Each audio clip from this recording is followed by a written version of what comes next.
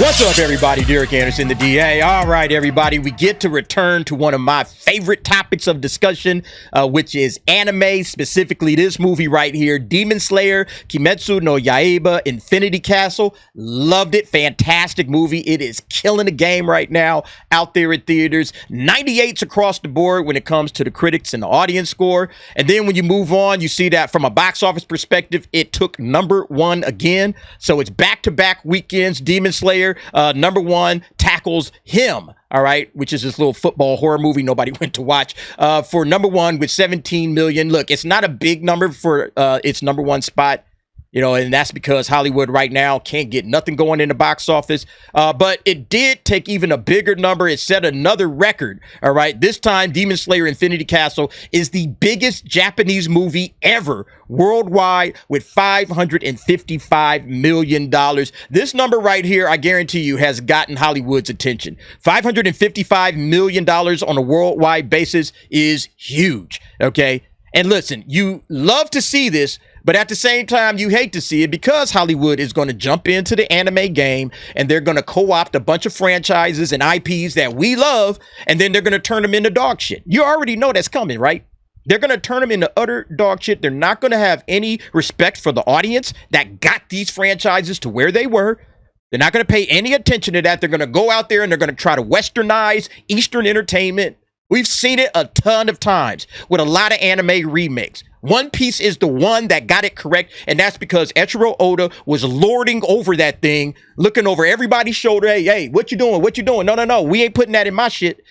And you need these anime creators, the mangakas. You need these guys that made the franchises popular to begin with. You need them sitting right next to those Hollywood directors and writers and all of that alongside of them. Otherwise, it's not going to work. And you're just going to piss off anime fans. We're not going to come and watch it. If you try to live action something, I'm telling you right now, live action is a giant red flag. But this right here, Demon Slayer, what they did with Demon Slayer, oh, that's perfectly fine.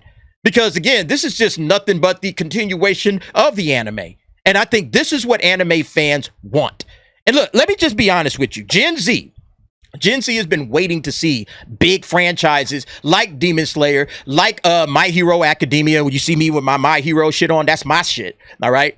People have been waiting to see these franchises on the big screen, telling the stories. This one is finishing up the Demon Slayer manga and the anime. It's finishing it up. And so that's a big reason why this is so huge. You know, so I do wonder how they're going to move forward with this when it comes to Hollywood. But another piece that I want to talk about, and I think this is the piece that Hollywood needs to pay the most attention to, when you're talking about Demon Slayer with the $555 million worldwide, it beat all 3 MCU movies that came out this year. All right. It's already beaten them. And look, they still got room to grow. I think the MCU films are all done, and Demon Slayer's already beaten them, okay? Beat Captain America Brave New World, which was the first one that came out, only made $415 million. It beat Thunderbolts, all right, which is done. It's on, like, I think you can get it on Disney Plus right now, so there's no more box office coming for this. $382 million worldwide. And then it beats Fantastic Four First Steps with $519 million worldwide. What does that tell you? That tells you that people have pretty much moved on from the MCU. People have pretty much moved on worldwide. Domestically, I think people have moved on, but specifically worldwide, everybody's done. You know, audiences, we already talked about this. The biggest international audience for the MCU was China, right? But how much did Fantastic Four First Steps make in China? Yeah, there it go right there. $5 million, $5.5 million. If that's all you're going to get out of China, it's time to move on. And I think this is the takeaway. This is the #1 takeaway that Hollywood and Marvel and all of these guys got to consider before we get back into the anime talk, is that the brands are dead, man. You guys got to start making new shit. The MCU is dated. The MCU is stale, especially because you've been making garbage within the MCU. But beyond that, I think people have just kind of moved on from it. And everybody's now looking for new franchises to dive into. That's what this tells me. Nobody's really rocking with this. The Thunderbolts is like, this was like really the first proof of that, okay? Anime right now is eating up Gen Z, or Gen Z is eating up anime.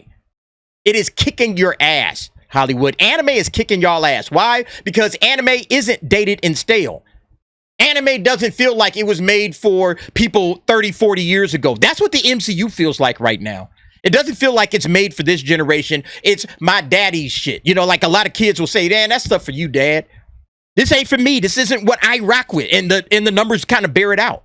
Let's be honest. Hollywood has a lot of brand fatigue going on. There's brand fatigue when you're talking about Captain America, when you're talking about, you know, Doomsday, Avengers Doomsday that's coming out next year, where you're dragging all of these old relics, you know. And much love to everybody from the OG X-Men. Don't get it twisted. But yeah, those movies came out like 25, 30 years ago. Like, what are we doing here, Marvel? Like, why are we still dredging up characters from over a quarter of a century ago and trying to refresh them, dust them off, and put them in the new movies? This is what I mean by brand fatigue, man. It's old. It's bloated. You got bloated franchises. Doomsday is going to have like, what, 60 characters in it or some shit like that nobody cares about. Meanwhile, Demon Slayer as an anime has only been out for 4 or 5 years.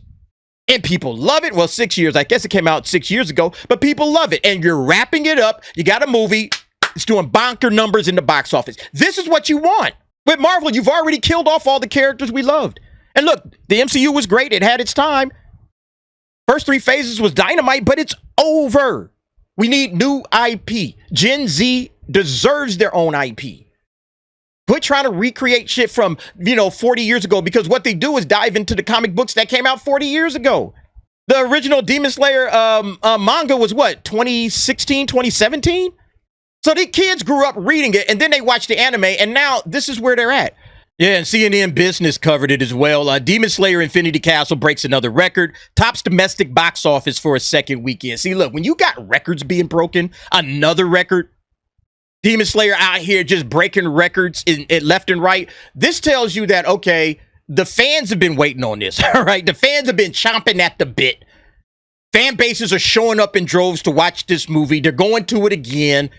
This proves that you guys missed the mark somewhere, Hollywood. And maybe even, Japan, to a certain extent, you missed the mark a little bit, or you probably need to double and triple down on what's working here with Infinity Castle, which in my opinion means you just these movies need to be, a continuation of the existing IP, not a one-off, not a little side story, but a continuation of the main arc, or maybe the completion, the finale of the main arc. You need to do something like that. That's what Demon Slayer Infinity Castle is. It's wrapping up the anime. And so this is what they need to start locking into.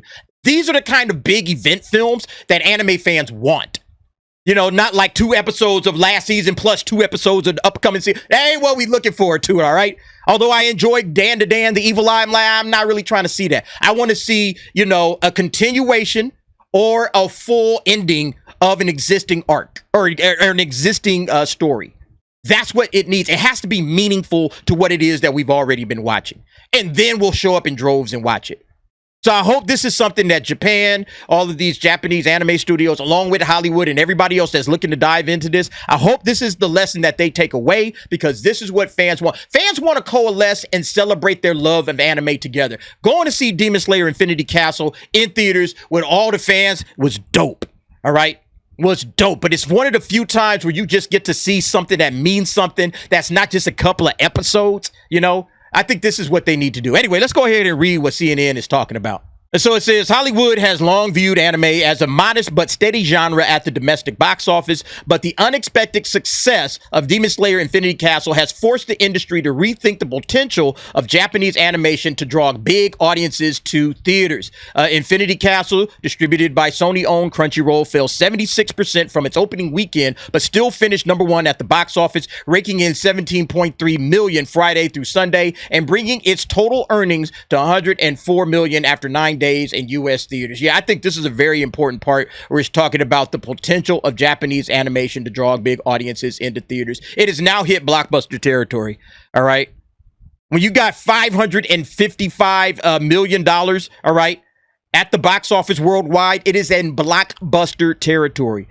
It's not just something on the fringes that might make 20 or 30 or $40 million, a little extra pocket change for some of these animation studios. No.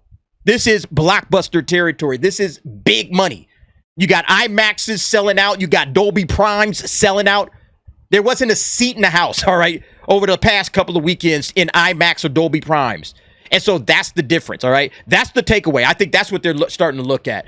And anime film vastly outperforming expectations has been a long time coming. There have been more than 100 anime movies released since 2000, yet none have reached $50 million at the domestic box office. A poll released in January of 24 from Vox Media and Polygon shows that 42% of Gen Z say they watch anime weekly. We've seen that. I've talked about that poll. Says in the case of Infinity Castle, it helped that the latest installment from the popular Demon Slayer franchise has drawn acclaim from critics. Yeah, critics love it. I think studio heads and movie theaters should be very happy that if this becomes a trend rather than an anomaly, it will add another category of film to the quiver of potential content to put on the big screen, said Paul Garabedian, head of marketplace at ComScore. Well, what it will do and what it should do, you hope, is it gets Hollywood thinking, hey, why did anime work where our shit didn't work?